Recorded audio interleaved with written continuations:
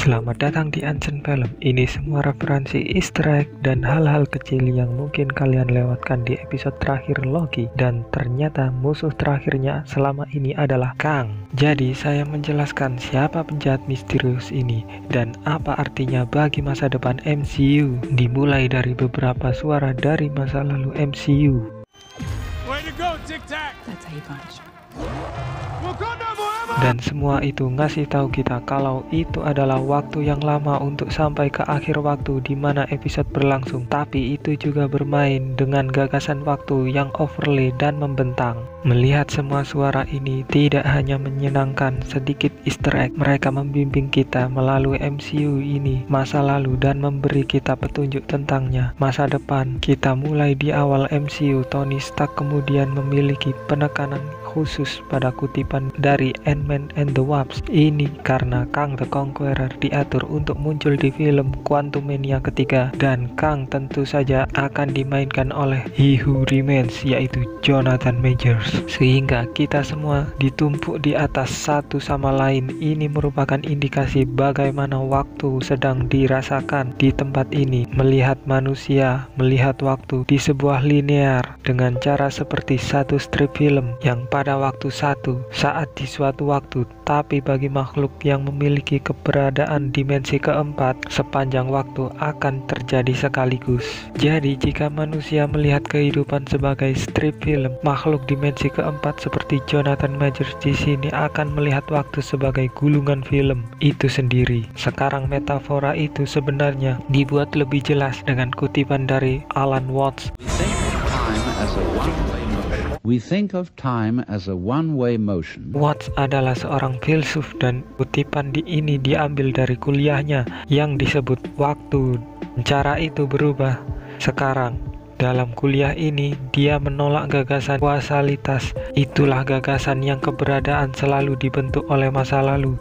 Sebaliknya, Watts berpendapat bahwa kehidupan dibentuk oleh masa kini dan dalam arti tertentu. Semua momen ada di sini dan sekarang. Ini mirip dengan istana di akhir zaman, di mana Jonathan Majors mengaku tahu semua yang akan terjadi karena dia melihat semua waktu dari akhir. Kemudian ada beberapa suara lain yang menunjukkan eksplorasi dan membebaskan diri dari penindasan. Kita punya Neil Armstrong mendarat di bulan, Malala, aktivis iklim Greta Thunberg, dan Nelson Mandela.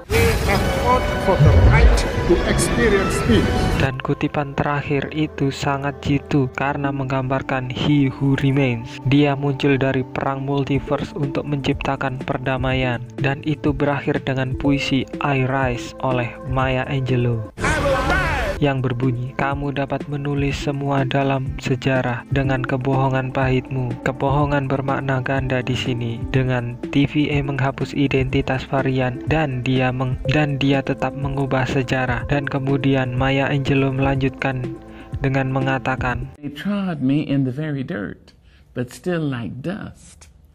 Alright. Baris ini bisa mengacu pada bagaimana varian meningkat melawan TVA dan tema series kediktatoran versus kehendak bebas. Tapi sebenarnya mengacu pada Kang the Conqueror, penjahat yang besar menggoda di akhir episode. Dia yang tetap mencoba untuk menyingkirkan, tapi dia masih bangkit. Seluruh pembukaan ini seperti perjalanan melalui multiverse melintasi berbagai black hole. Saya tidak terkejut jika visual ini sama dengan yang akan kita lihat di Doctor Strange Multiverse of Madness. Jadi perhatikan bagaimana pintu masuknya, dan saya kira seluruh kastil terlihat retak dan diretakkan semua bersama. Ada yang mengatakan bahwa retakan di benteng ini terlihat seperti diperbaiki dengan emas, seperti latihan Kintsugi Jepang yang sangat menarik. Kastil telah rusak dan diperbaiki dengan emas, simbol kekayaan dan kekuasaan. Saya pikir itu rusak dalam perang multiverse. Dan terus kita dengar sekarang, perhatikan bahwa di dalam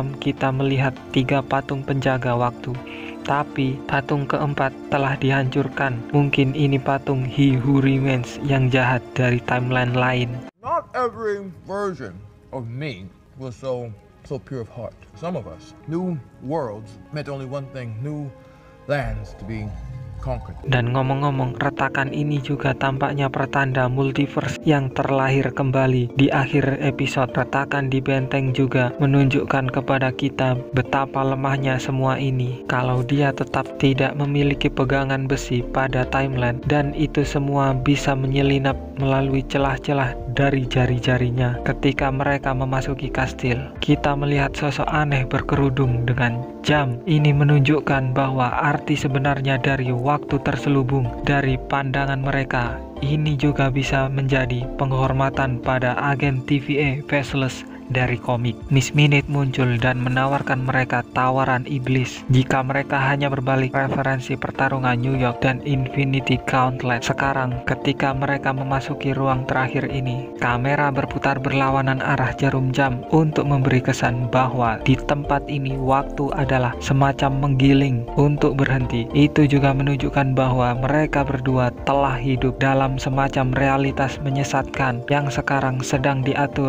saat mereka mengetahui apa yang sebenarnya terjadi. Dan kemudian kita temui He Who Remains. Dijelaskan di komik, He Who Remains hanyalah agen terakhir dari TVA di akhir zaman yang menciptakan Timekeeper dan mengirim mereka kembali pada waktunya untuk membuat TVA. Tapi dalam pertunjukan ini, He Who Remains adalah sebuah versi alternatif dari Kang the Conqueror, kemungkinan besar bernama Immortus. Sekarang kita sudah berbicara banyak tentang Kang di video saya, jadi maafkan saya jika saya mengulang sendiri di sini. Di komik, Kang adalah keturunan descendant Richard dari masa depan. Dia sudah bosan, memutuskan untuk melakukan perjalanan melalui waktu untuk bersenang-senang dan menaklukkan. Dia akhirnya berhenti menyebut dirinya Kang dan menjadi abadi. Dalam komik, Immortus benar-benar bekerja untuk Timekeeper untuk sementara membantu mereka menjaga timeline tetap rapi sehingga suatu hari mereka akan muncul. Tapi akhirnya ada yang mencoba untuk menggulingkan mereka. Cerita panjang, tapi inilah fakta yang menyenangkan dalam komik. Immortus sebenarnya menikahkan Wanda dan Vision. Dia lebih seperti Immortus dan dia tidak seperti Kang. Dia makan apel, merupakan simbol pengetahuan seperti buah terlarang dari pohon pengetahuan di Taman Eden, dan mengingatkan saya bahwa kita pernah melihat apel sebagai fokus waktu sebelumnya di Doctor Strange. Di film itu, Strange menggunakan Time Stone untuk memindahkan apel melalui berbagai keberadaan. Jadi pada dasarnya itu utuh dan dimakan di saat yang sama, seperti semua waktu ada pada saat yang sama dalam satu saat yang dapat dilihat dari sini di akhir keberadaan. Simbol di balik Immortus di kantornya adalah simbol kuno 3 kaki dan gerakan spiral menunjukkan aliran waktu. Triskelion di nomor 3 sering merujuk pada siklus atau bagian dari satu kesatuan seperti kehidupan, kematian, dan kelahiran kembali ke masa lalu, sekarang, masa depan. Dalam hal ini 3 Timekeeper atau Loki, Sylvie, dan Immortus, dan saya pikir itu sangat keren bagaimana Immortus terus menggunakan twist waktu untuk membebaskan diri dari serangan Sylvie. Lalu kembali ke Fremont, Ohio, di mana saya mengetahui bahwa Ravonna pergi ke Ozu. Tahun di sini adalah 2018, signifikan di MCU karena ini adalah tahun Snap. Saya juga suka bahwa kantor dipenuhi dengan poster untuk hal-hal seperti Drive Mantle, sangat mirip dengan poster propaganda TVA. Mungkin menunjukkan mengapa dia memiliki kecenderungan untuk mengikuti aturan mereka. Juga melihat apa yang tergantung di sini di lorong foto FDR seperti pena sekolah menengah Franklin Roosevelt yang Ravonna pinjamkan ke Mobius di episode 2, dan kami benar-benar melihat kalau dari sinilah pena itu berasal. Kembali ke akhir waktu, Immortus mengklaim kalau dia sudah tahu apa yang akan terjadi. Sekarang ini berbicara dengan tema series determinasi versus kehendak bebas. Determinasi berarti bahwa semua yang pernah kalian lakukan sudah ditentukan sebelumnya, dan ini berbicara tema fasisme lainnya yang diwakili oleh TVA versus anarki yang diwakili oleh Loki.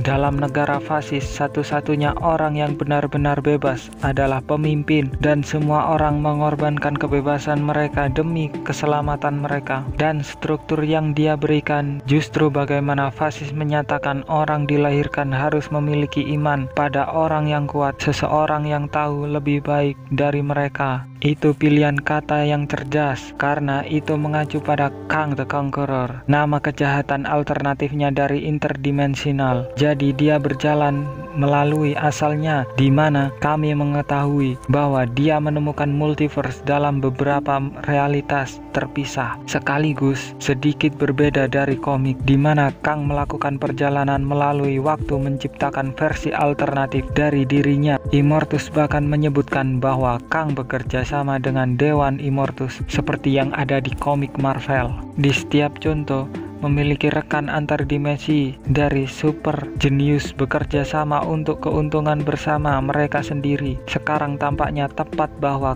Kang adalah penjahat dalam Ant-Man and the Wasp: Quantumania, karena film itu ditulis oleh Jeff Lunis. Dan kemudian kita mengetahui bahwa perang multiverse itu nyata, tapi itu hanya disebabkan oleh Kang ketika Immortus menunjukkan masa lalu. Dia menampilkan multiverse sebagai rangkaian lingkaran datar sekarang. Makhluk dimensi keempat dapat melihat semua waktu sekaligus sebagai lingkaran datar. Kita juga melihat dalam kilas balik bahwa ia menemukan biaya reset waktu dan kendali TVA. Ada informasi menarik kalau selama pertarungan Loki dan Sylvie, kita melihat sebagian dari Swan Lake, balet tentang dua bagian dari yang sama, angsa putih dan angsa hitam. Dan cara yang sama, Loki dan Sylvie adalah dua bagian dari keseluruhan yang lebih besar. Dan perhatikan bahwa menjelang pertarungan mereka berdua dibingkai dengan celah di antara mereka untuk menunjukkan perpecahan mereka yang semakin besar. Dia juga menunjukkan bahwa menara itu terlihat seperti batang yang mereka gunakan untuk prune timeline. Dari sinilah prune berasal. Baik, itu semua easter egg yang bisa saya temukan, tapi jika kalian menemukan easter egg lain, beritahu saya di kolom komentar di bawah. Senang menonton Loki bersama kalian, dan saya tidak sabar menunggu series Marvel berikutnya. Jangan lupa subscribe Ancient Film.